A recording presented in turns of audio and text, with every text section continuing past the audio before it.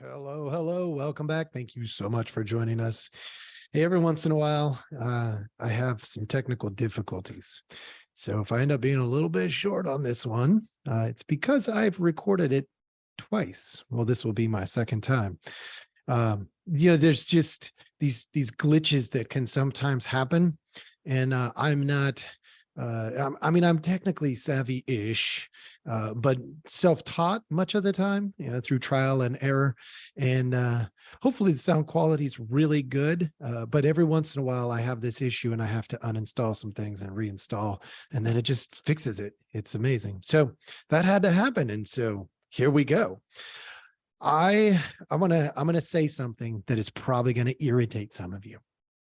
What we saw on the house floor about a week ago, what we saw, some of that content, I'd say most of that content, the content doesn't really matter. You're probably really ticked off at me right now. You're like, the content doesn't matter. Look, very little of that content is going to make a lick of difference. There's something way more significant than the content. Now, I'm a clinical podcast, so let me explain to you what I'm thinking and why I'm thinking it. Content of an agreement or a disagreement in relationships is typically almost inconsequential. There are a few deal breakers. Outside of that, content doesn't really matter. It doesn't matter in an argument. It doesn't matter in a discussion and in a debate. It really just does not matter that much. What matters is the process and the outcomes. That's almost all that really truly matters. When we sit down with somebody and we use a good process and we create good relational outcomes, the content just helps us get there. It's a tool to get us closer together, build our relationship, or turn us away from one another. That's it. It's just a tool. And it's not a great tool much of the time because we can get stuck on things that don't really matter. I mean, I'm going to say something and some of you are going to be irritated. The toilet paper up or the toilet paper down? And some of y'all are going like, oh, it's always this. I mean, really? Really? Does it have to be that? I mean, we're pretty lucky to have toilet paper, don't you think? So whether it's up or down, like really, I mean, we get stuck on the content being the most significant thing in the world. I did the dishes and I stacked them in the tray, or I did the dishes and I stacked them in a clean sink. Does it really matter? I mean, really? Not really. But that content for some people, oh, it drives them nuts. So there's deal breakers and then there's everything else. So from a relational lens, I'm going to go over why what happened on the house floor in terms of content doesn't really matter. Number one, it's the process. We're going to detail out the process. There's this theory. It's a relational communication theory. And it highlights, so dialogue. Dialogue is, I'll get into the details. Dialogical communication. Dialogue then is an essential component to successful relationships. Okay, that's essentially what it's saying, more or less. I mean, you can get in and find the details. It's actually a pretty fascinating theory. But what then we have to look at is dialogue. We have to look at dialogue. We cannot ignore dialogue. Dialogue is then an essential component to relationships. Well, that makes sense if you understand what dialogue is. So what is dialogue? Now, many of you are like, oh, I know what dialogue is, but you may have a distorted view. So I'm going to hopefully clear it up for you if you don't know. And if you do think you know, I hope that you're right. I really do. So when we look at dialogue, dialogue is made up of three components, really. There's two or more people. I should say there's four components. There's two or more people because you can't, a series of monologues is not dialogue, right? If I'm in a group of 10 people and everybody gives me the monologue, we didn't create anything new. Why? Because of these three components that are coming. It's based on a desire for increased understanding, addressing problems, questioning actions and thoughts. Okay, so it's got to do these things. These are the things that dialogue does. And if you don't have that happening, you don't have dialogue. Okay, so we then go, what does that mean? Like, really, what does it mean? Well, that means dialogue is about we. It is not about you, and it is not about me. Now, when we look at the house floor, some of that was happening. There was a we going on, and that was super good and exciting, and we like that. So I am going to pull something up. Those of you who are following, hopefully you can see this okay. I pulled up a little handy dandy chart. I will find out. I'm doing this in a new way today because I'm testing it out, and we'll see if it works. If it doesn't, you can go to my podcast and you should be able to get the link, because I'll put the website link on there, and you can go onto my website, pull it up. All right. At the bottom, there is a you and there is a me. You, if you're healthy, that matters. If I'm healthy, that matters. Why? Because we can only create an us. You'll see this on the chart. We can only create an us that is good and healthy if you and me are both good and healthy. If I am broken, I'm going to hurt you. If you are broken, you're going to potentially hurt me. Now, there's some things we can do to prevent the social injury, the psychological injury, but we are much greater risk. So there's you, and there's me, and there's us, which means every single relationship you have is actually a relationship of three, not of two. And that is a big deal. Let's take a look at what that means. Can you exist without me? Can I exist without you? Yes, we are independent. Can we exist without you? No. Can we exist without me? No. It takes you and me for us to exist, which means we is very, very important.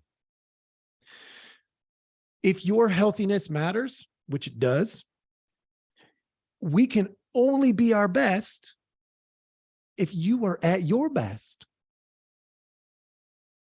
And we can only be our best if I am at my best. What that means is anytime you or I have a weakness that we are not addressing, we are hurting one another, because we're hurting the us that exists. That's not cool. Every weakness that you work on, though, benefits me too, and vice versa.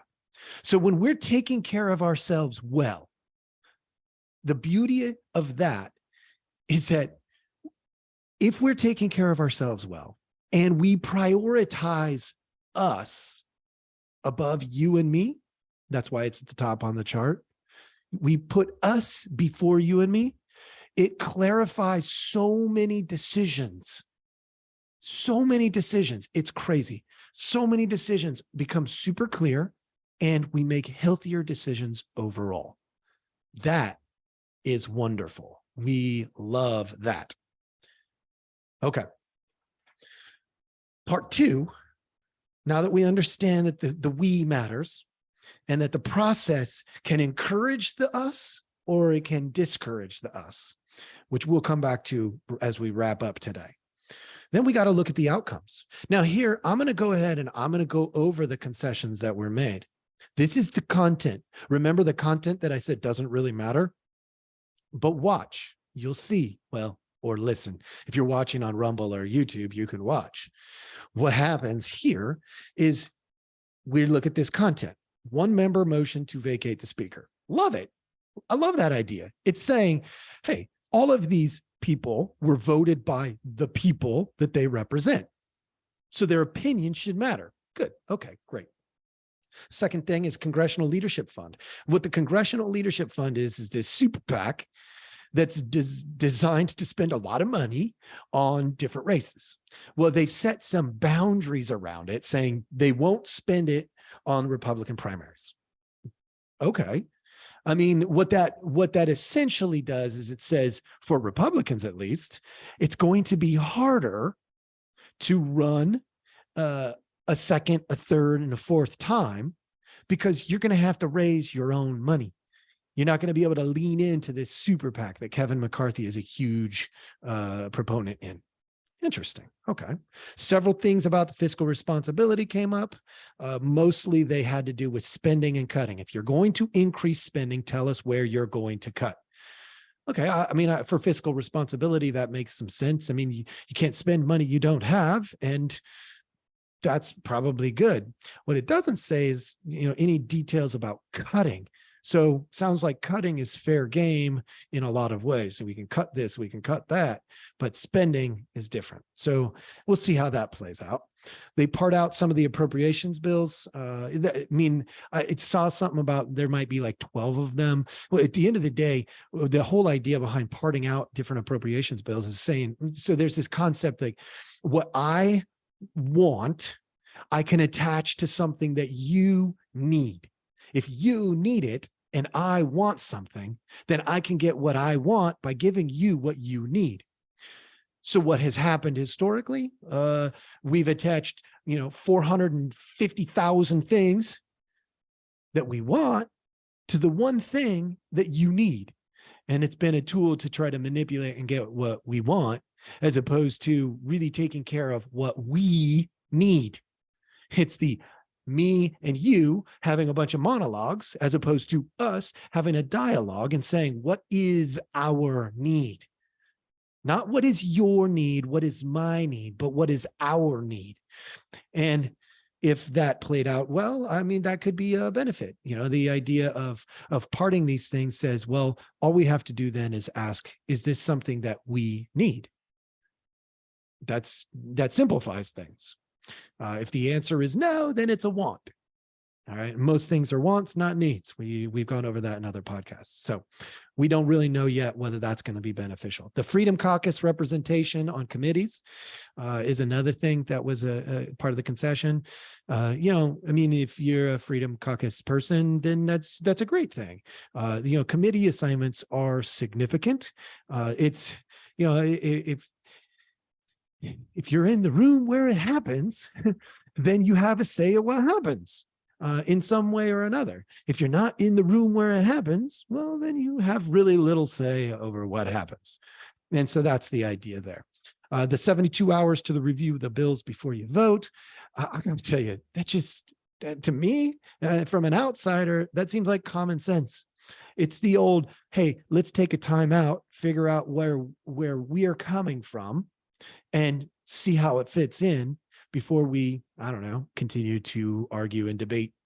Well, the beauty of that is, to me, the 72-hour thing is much like the, hey, let's table the topic until our emotions settle down and our thoughts have had the opportunity to kick in, and we can balance our head and our heart and our soul and say, this is what we think is probably going to be the best. Yes, I vote. No, I don't.